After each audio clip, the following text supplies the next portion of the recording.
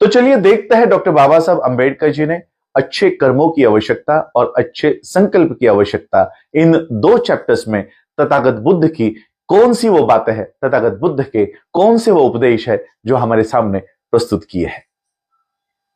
Doctor बाबा साहब अंबेडकर जी लिखते हैं, एक समय पर जब तथागत बुद्ध अपने भिक्षुओं के साथ थे तब उन्होंने अपने भिक्षुओं से कहा, भिक्षुओं, अच्छे कर्मों से मत डरो, यह खुशी का दूसरा नाम है। इस शब्द अच्छे कर्मों का मतलब वही है जो प्रिय है, मनोहर है, आनंददायक है और शुभ है। मैं स्वयं भिक्षुओं यह प्रमाणित कर सकता हूं कि मैंने लंबे समय तक अच्छे कर्मों का लाभ पाया है जो प्रिय और आनंददायक है। मैं अक्सर सोचता हूं यह सब किस कर्मों का फल है, किस कर्म के परिणाम स्वरूप मैं इतना प्रसन्न और संतुष्ट दिखाई देता हूं। मुझे जो उत्तर मिलता है वह यह है, यह 3 कर्मों का फल है, 3 कर्मों का परिणाम है।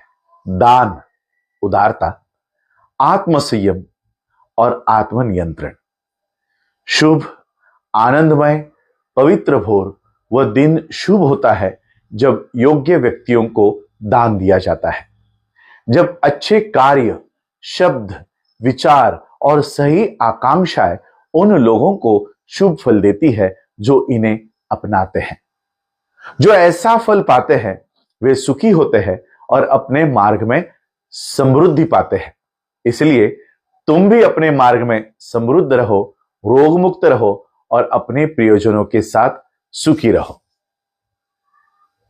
तो चलिए देखते हैं डॉक्टर बाबा साहब अंबेडकर जी ने अध्याय 7 अच्छे संकल्पों की आवश्यकता में तथागत बुद्ध के कौन से वो उपदेश है जो हमारे सामने प्रस्तुत किए हैं।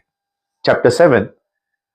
एक बार जब तथागत बुद्ध श्रावस्ती में, जेतवन में वहां पर रुके हुए थे तब तथागत बुद्ध ने भिक्षुओं से कहा, भिक्षुओं, पवित्र और सुखी जीवन के लिए अच्छे संकल्प लेने और उनका पालन करने की बड़ी आवश्यकता है।